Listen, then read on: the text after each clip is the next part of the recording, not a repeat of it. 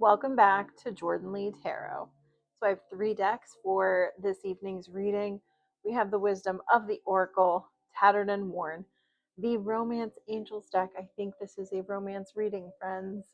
Doesn't happen all the time, but when it does, I celebrate. This is the Light Seers Tarot. So I have the 3 decks. We're going to build out the story, see what comes up, and we're going to get started. So before I begin, I always do a little cleanse on my tarot decks just from any previous readings that I've done, any previous questions that have been asked to this deck, just to give it a little reset. You can do this again with Sage or Palo Santo. Again, a good, clear intention is also enough. Some people like to knock on their cards. It just depends. So just wanted to throw that out there. I'm in my marshmallow chair. I love this chair, by the way. I can't even. It's been one of the most ridiculous purchases that I've made in a long time because when you see it, it's this big, gargantuan, white, fluffy thing. And I think this is ridiculous. It doesn't look like it matches the rest of my decor, but it's so comfortable. Anyway, little things. I'm getting something about giggling at the little things is important in this reading. So, yeah. Okay. Let's begin. What do we need to know, Spirit? Guide us into this love reading and offer us whatever we need to hear. Whoop. Promising start with the soulmate card. I love this card because it's just these adorable little penguins just nuzzling each other. Of course, we have the lock and the key, and I think that's a nice little touch. But just a really simplistic beginning that there is a soulmate connection here that is, I guess, coming to a point where intention needs to be looked at. So we're coming to the edge. Let's do it this way. We're coming to the edge and we're asking ourselves why. So there is an intention here about a soulmate. We're going to dive into more about what that is. But I do need to say that soulmates are, I don't want to say a dime a dozen, but in my experience, if you are tapped into spirit, you realize how many soulmates you actually meet on your path. Not all are romantic, some are, but I think that many people have multiple soulmates in this life.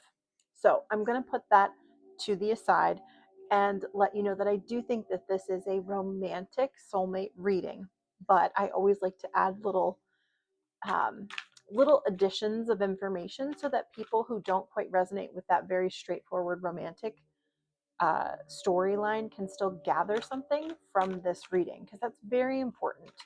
We always kind of get sidetracked by the like stereotypical love readings, and tarot really loves to dive into that. And I love a good love reading like the next person, whether you're with somebody, single, looking, like at any stage in a relationship. It's just always fun to get a tarot reading. But there are so many other points in the story, right? That people who are in a moment of pause where there is nobody, it's good to address these things so that those people can gather something from this reading if they come here.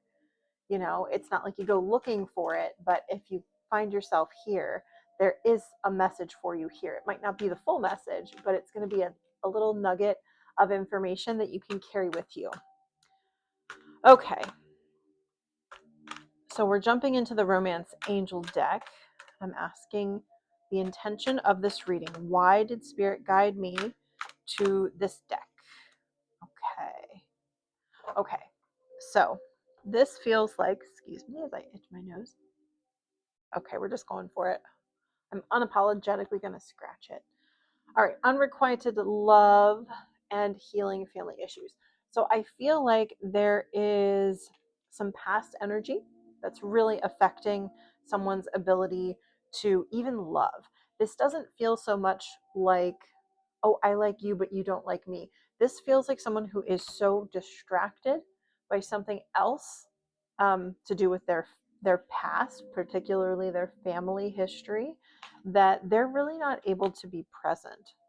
So that really leads me to this why card.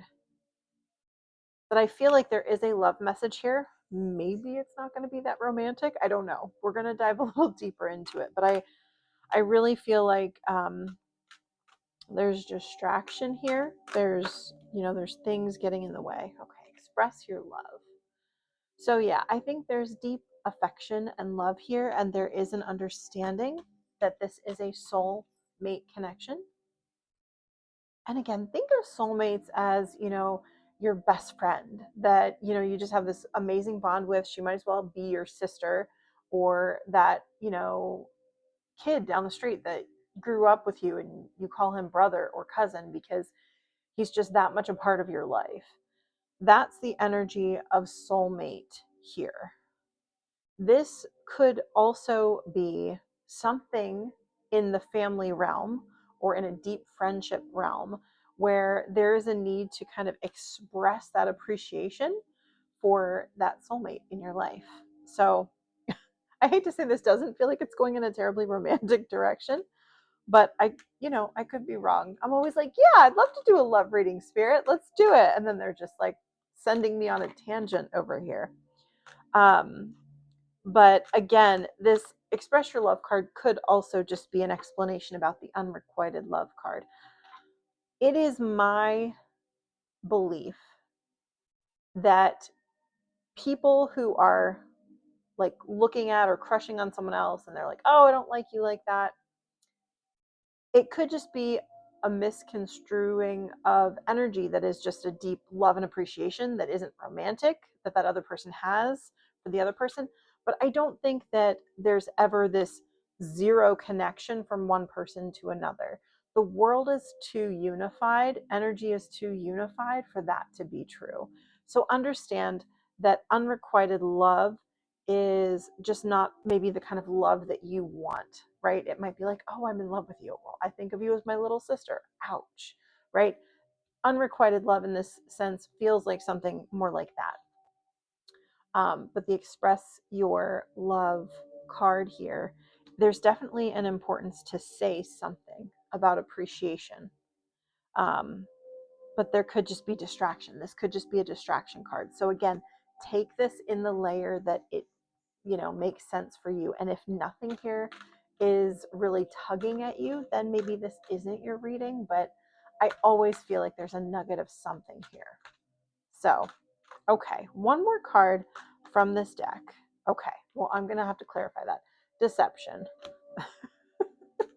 Let's clarify that deception card. Okay. So, deception card, new love.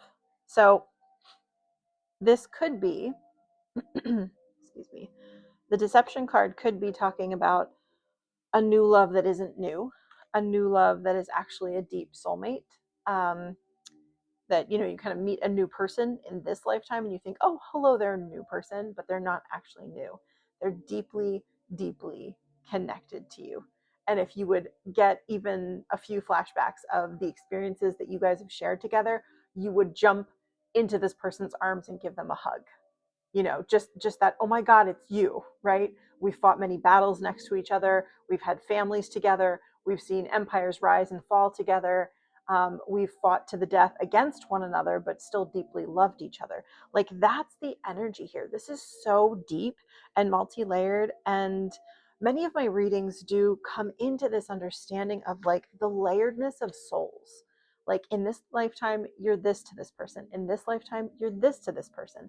How does that all come together, right? And how do we use that information well to do what we're meant to do here, this lifetime, this moment? So, okay. Woo! Jumping. We're jumping into the tarot as the cards are informing me that we're jumping. Okay, so we have the Page of Pentacles. Let's clarify that Page of Pentacles. Get into this a little deeper. These cards are a little crazy, if I'm being honest. The Eight of Pentacles. So we've got a lot of pentacle energy. Oh my goodness. Oh, that's great. Okay. So 6 of Pentacles, 6 of Cups. This is so much a soulmate card. So sixes do point to the direction of deep soulmate connection. This is a deep remembrance of someone that you've known before. So that kind of talks about what I mentioned moments ago, about the understanding of how interconnected and how intermixed all of this is, all of our experiences are. Um, the Page of Pentacles and the 8 of Pentacles, I want one more card to fill this in for me because I'm trying to put together the story in my mind. So give me one moment. Help me with the story here, Spirit. Okay, the Fool card. So, okay. The Page of Pentacles card. These are all, and then we have the 8 of Pentacles, and then we have the Fool. Sorry, not to bury the lead here, but we have the Fool card. All right. What I'm noticing in these photos are people's feet. Now, I do not have a foot fetish. I'm just noticing the illustrations. In the Page of Pentacles card, she has on shoes. The 8 of Pentacles, she is barefoot, and the Fool is barefoot, as the Fool should be, because the Fool is that beginning of the journey. You're starting out with just a small backpack and your dog, and you're kind of stepping off the cliff. In this depiction of the Fool card, there is no dog.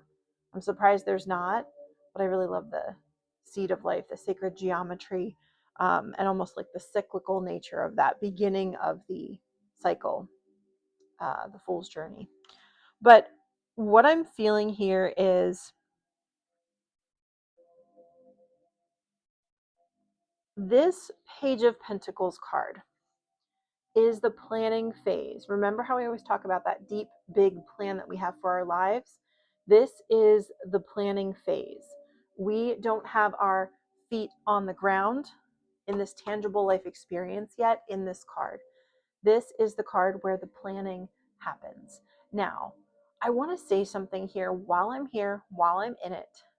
When we're making this plan, I've even explained this in a way that would signify to people that you make the plan, you go, you reincarnate, you have one lifetime, and then you go back.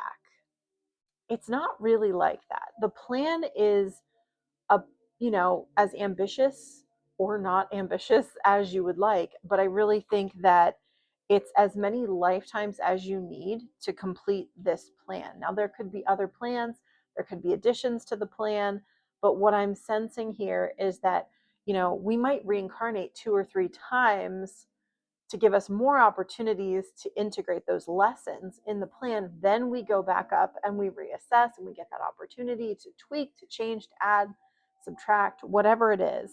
But there's no specific way that this gets done. So what I'm explaining to you here is the soul and what's going on behind the scenes as we pass away from this life, we reincarnate, or we get to assess the plan. It depends on you and probably how many lessons you did learn. That if you're making those right choices and you're aligning with your soul's path, then you have more chance to tweak, change, or add. Whereas if you stay in an unconscious state, you make choices in this lifetime that keep you very unconscious, you're probably going to have to cycle through a few more lifetimes before you get that opportunity to reassess the plan, because you're not yet ready. You haven't even completed one of the lessons that you set aside, and you keep kind of pushing it off. Sometimes people can get really confused in the life experience. They get very distracted. They go on their side quests and they stay on them their whole life. Not bad, not wrong. It's just sort of like you decided to take a vacation instead of do the work that your soul prescripted you to do. And I don't even think that's wrong. Sometimes we actually kind of have lifetimes that are softer and easier that we put in between certain difficult lessons.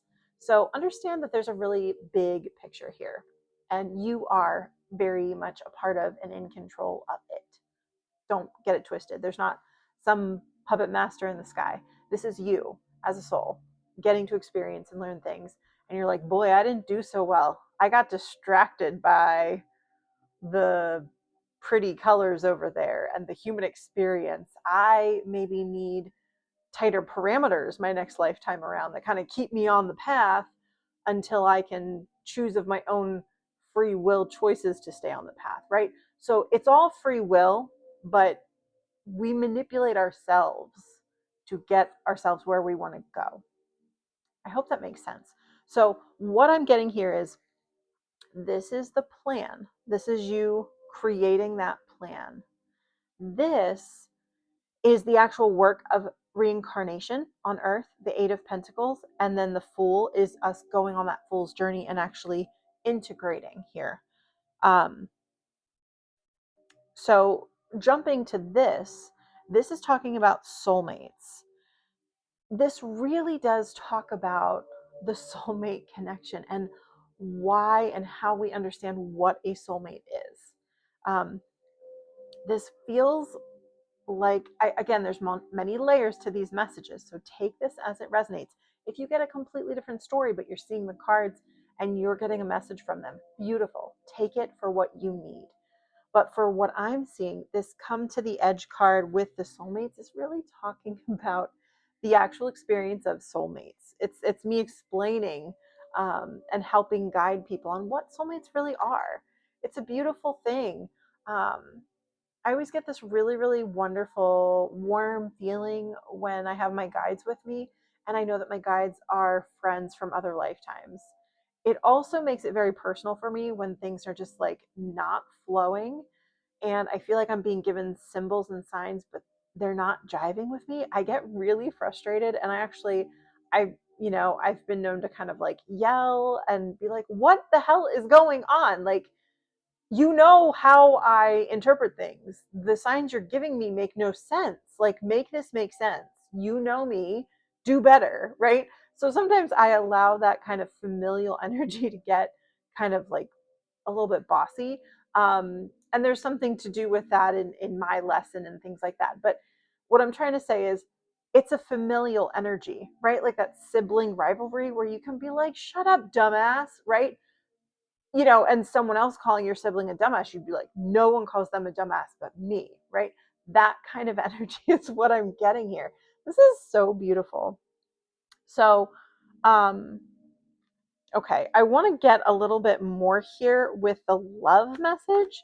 So I am getting the soulmates, and maybe this is just adding layers to information about soulmates, but there is a love message in here.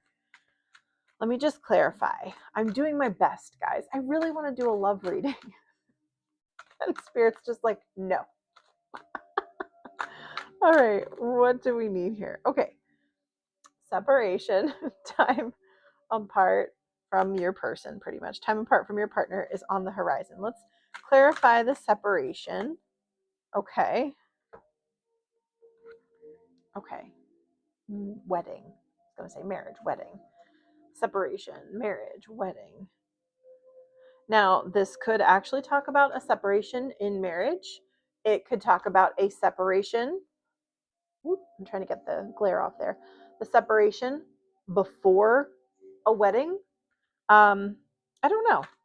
This goes deeper and I get more and more confused. So stay with me or click off if you're like, what the hell? I've done that a time or two in a reading where I'm like, where are they going with this? But hopefully you stay with me. Let's clarify this wedding separation. Okay, forgiving and learning. So this could talk about a divorced couple that were married and are now separated. And there's a deep healing that is happening at this time or being called for to happen at this time. So I keep getting this message of like deception, new love, that it's like this isn't a new person. This isn't a new thing. This is so old. Like not just this lifetime. Whatever this is a deeply, deeply understood partnership that has spanned lifetimes. And maybe that's why this is all over the map. You have been brothers with this person. You have been sisters with this person. You have been lovers. You've had children with this person. You have fought battles with this person. you have been married and divorced with this person, but there is so much that's happening here that you are learning and growing from. So let me kind of come into this a little bit more to get the story again. Now we're coming back to tarot. Okay, Three of Pentacles. Whoop. Clarify Three of Pentacles, please. I think I'm getting a fuller picture now. Strength. Okay. This reads like someone potentially new that you are going to meet that is not new at all. They are a deep soulmate for which you have learned a lot of hard lessons with. You guys have been through it together in other lifetimes. So again, they're going to feel very familiar, but you don't quite know why. And there might be this kind of deep sense that you need to be gentle with one another. That's the forgiving and learning. So this reads like two people who have beat each other up in multiple lifetimes, maybe physically, maybe emotionally, but you've been through a lot of hard stuff with this person. And there's some sort of ability to come back together in this lifetime and possibly build something together. I wouldn't have said that if not for this card. This Three of Pentacles card is a beautiful coming together of elements. And then there's this Strength card, which leads me to believe that there is a soft power here. This reads like two people who have beat each other up, tore each other down, and in this lifetime, they're going to get to build each other up. It might be romantic, it might not be. That's where this is all unique to you. But this is beautiful. This feels like a deeply healing timeline where you and this person get to finally come together and heal the lifetimes in which you have really damaged one another. This feels deeply soul healing. This feels like someone who 10, 15, 20 lifetimes it was like this or like this. And this lifetime it's going to be like this. And this could be a deeply healing business partnership or marriage complete with children. It just depends. Okay. I want to pull two more cards from the Oracle just to pull this message together. I felt like we went way out around and we did bring it into a central theme. Not that everything has to be perfectly tidy, but it is helpful. Two more cards to help me close this reading, Spirit. Okay. Well, three jumped, so I will take three. Beautiful message, really does back up what I'm saying, which is always helpful for me because sometimes I ramble and I'm like, I hope this is correct. I hope I'm interpreting this correctly. Poised, mending. And then the last card, yang. So this card is a card of action, of making things happen. And I think this is actually for both of you. So this card, this yang card, is saying you are both being set up, poised in a position to deeply, deeply mend and heal what has been torn down time after time after time. And that's where this unrequited love card comes in. That you guys were so busy fighting that you couldn't see how deeply, deeply important the other one was to you. If I could guess, the trajectory of this relationship between these two people was something where in the beginning of your reincarnations together, you were deeply loving and you had not forgotten who you were. You were closer to source energy for whatever reason. Maybe the life was easier, things flowed, or you were just at the beginning of your reincarnation journey there, and you were just closer to source. So it was not as easy to get distracted by the human condition. Then as time went on, there were many, many lifetimes where you guys were just at odds with one another, or maybe you were on opposite sides of a war. That kind of energy. That could be in a marriage, or that could literally be on a battlefield. I can't, there's so many circumstances. But this lifetime, or cluster of lifetimes that you're coming into, you're poised to heal. So this could be breaking huge karmic cycles that have kind of pained you for a long time. So this is a deeply, deeply reverent message for two people who are coming back together, who get to do things with love again. And again, this could just be a work partner who you lift each other up and you become just dear, dear friends who support and guide throughout your work journey. And maybe you were business rivals for lifetimes, right? Or a husband and a wife who are always at odds. And now you're coming together in a beautiful partnership to have children and have that joyful experience. So there are so many ways in which this could manifest, but I really hope that the theme of this has value for you. It's very beautiful. It's a very zoomed out kind of look at what this is. So this could be the end of your cycles with this batch of reincarnations, because you are coming back to that loving source energy. So you started close to source. In the middle, things got really chaotic. The human condition was really in the way. And now you're able to come back to love, back to source, and integrate all that you've learned through this time together and apart, fighting and working together. You're coming back together as a team to do amazing things in the world. And there's just this deep sense of joy to be reunited with your best friend. So, something that you can give and receive from, understanding that both are so necessary in this lifetime to feel really satiated. I wouldn't want to be receiving all the time. I wouldn't want to be giving all the time. I want to get both of those experiences, and you will get both of those experiences in this relationship or partnership or whatever it is. So I hope this message had value for you. It was so multi-layered, so beautiful, and I hope it reaches whoever it needs to. This feels very specific and deeply special. So until next time, everybody, have a beautiful day or night.